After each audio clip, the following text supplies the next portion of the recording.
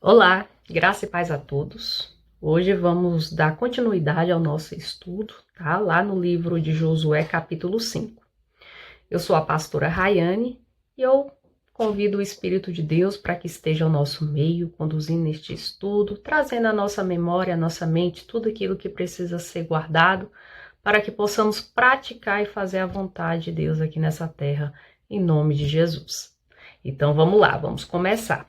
Josué capítulo 5, a circuncisão dos filhos de Israel. Capítulo 5, versículo 1. Vamos lá.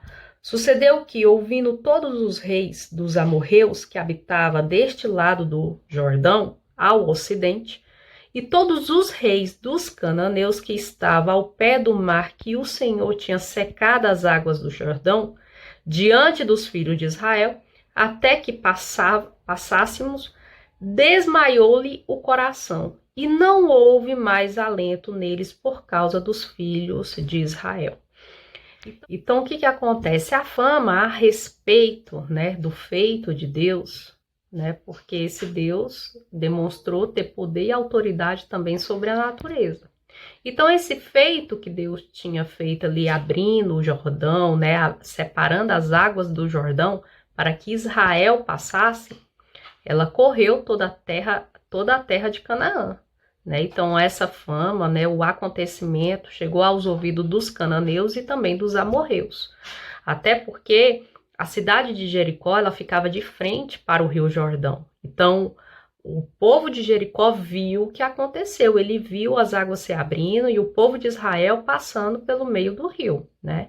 Então, o que aconteceu Jericó viu, e não foi só Jericó, não. Havia outras cidades que ficavam ali próximo do Rio Jordão que também viu o acontecimento. Então a história se espalhou de uma forma muito rápida, né? Ali dentre as cidades do povo cananeu, né? Dos cananeus ali. E ali eles temeram. Por quê? Quem é esse povo, né? Cuja tem um Deus que até a natureza obedece, não é verdade? Então aqui Deus mostra o poder e a autoridade sobre a natureza e não somente isso, né? Ele também mostra que ele estava ali para proteger os israelitas. Os israelitas seriam os seus protegidos, né? Então, o povo de Canaã, eles temeram não só os israelitas, mas o Deus de Israel. Então, vamos lá, versículo 2. Naquele tempo, disse o Senhor a Josué: fazeis faca de pederneira e passa de novo a circuncidar os filhos de Israel. Então, o que ocorre? Aquela geração que nasceu no deserto, eles não eram circuncidados. A que saiu do Egito junto com Moisés, Moisés circuncidou. Porém, eles não eram circuncidados no coração, né? Era um povo incrédulo. Então, aquela geração que nasceu no deserto, eles precisavam formalizar a aliança deles com Deus. Vamos dizer, o símbolo da aliança, né, que Deus tinha no Antigo Testamento era através da circuncisão, né? Então eles precisavam formalizar a aliança deles com Deus para poder conquistar os territórios que Deus estava dando para Israel. Continuando aqui, ó, versículo 3. Então Josué fez para si faca de pederneira e circuncidou os filhos de Israel em Gibearte Aralote. Então, o que ocorre? Josué, ele cumpriu a ordenança de Deus e começou a circuncidar aquela gente, né? Então, a ordenança que Deus tinha passado para Josué, ele cumpre, ele começa a cumprir. Versículo 4. E foi esta a razão porque Josué o circuncidou. Todo o povo que tinha saído do Egito, os homens, todos os homens de guerra, eram já mortos no deserto pelo caminho, né? Então, aqui, como eu falei, aquela geração que nasceu no deserto, eles não eram circuncidados, precisava se circuncidar, concretizar a aliança deles com Deus. A geração que saiu do Egito, eles eram circuncidados, porém, não eram circuncidados no coração. Mesmo em meio a todos os feitos que Deus fez perante aos olhos deles, não foi capaz, né, de fazer com que aquele povo cresça. Eram incrédulos e por conta da incredulidade morreram no deserto. Continuando aqui, ó, versículo 5. Porque todo o povo que saíra estava circuncidado, mas a nenhum deles que nascera no deserto pelo caminho, depois de terem saído do Egito, havia circuncidado. Né? Como eu falei, aquela geração, né, que nasceu no deserto, eles não eram circuncidados e precisava se circuncidar. Versículo 6. Porque 40 anos andaram os filhos de Israel pelo deserto, até se acabar toda a gente dos homens de guerra que saíram do Egito, que não obedeceram à voz do Senhor, os quais o Senhor tinha jurado que não havia de deixar ver a terra que o Senhor, sobre juramento, prometeu dar aos seus pais, terra que mana leite e mel. Então, por conta da incredulidade, aquele povo que saiu do Egito morreu no deserto. Né? Então, os únicos que sobraram daquela geração foram Caleb e Josué. Foram os únicos que entraram na terra prometida, né, e puderam desfrutar da terra. Continuando aqui, versículo 7. Porém, em seu lugar, pôs a seus filhos. A estes Josué circuncidou, porquanto estavam incircuncisos, porque os não circuncidaram no caminho. Né? Então, essa geração que nasceu no deserto, eles não foram circuncidados no deserto. Eles foram circuncidados, né, quando já passaram o Jordão e já estava ali no território de Gilgal, né, na terra que eles chamavam de Gilgal. Continuando aqui, versículo 8.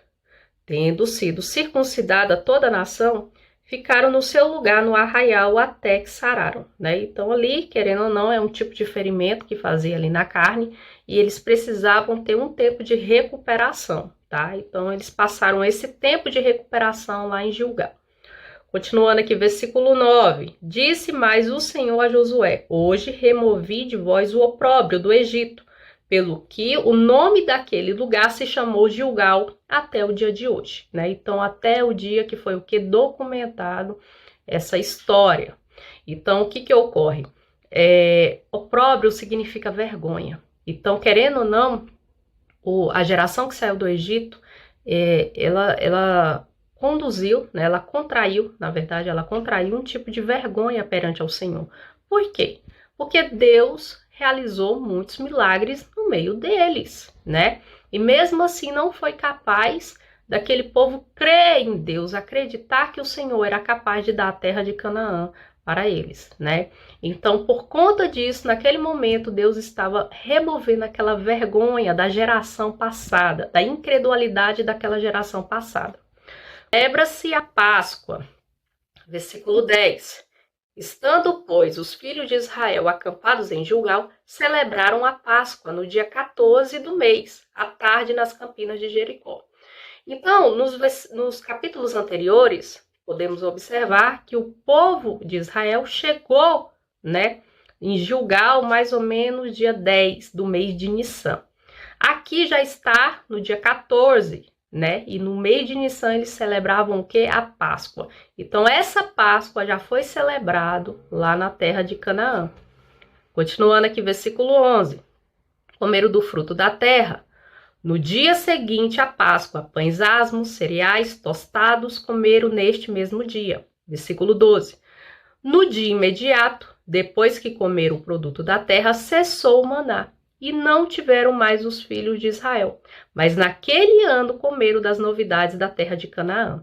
Então, enquanto aquele povo estava no deserto, Deus supria as suas necessidades. Havia uma coluna uma nuvem, né, que tampava eles do sol ardente. Né? À noite havia uma coluna de fogo que aquecia-os do frio extremo do deserto, e também Deus dava o alimento que era o maná, né?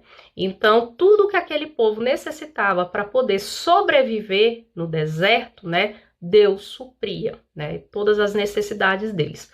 Quando eles entram na terra de Canaã, o que cessa? Esses recursos.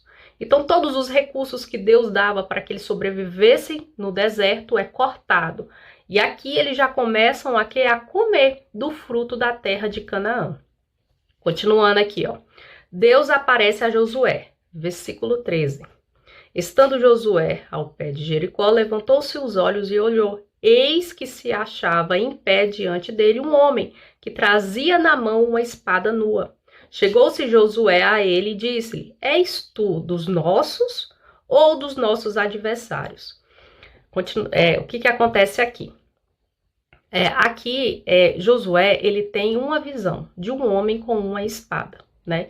Então, quando Josué se aproxima, ele faz o quê? Uma pergunta: é tu um dos nossos ou um dos nossos adversários? Porque fica claro que era um homem de guerra, tá?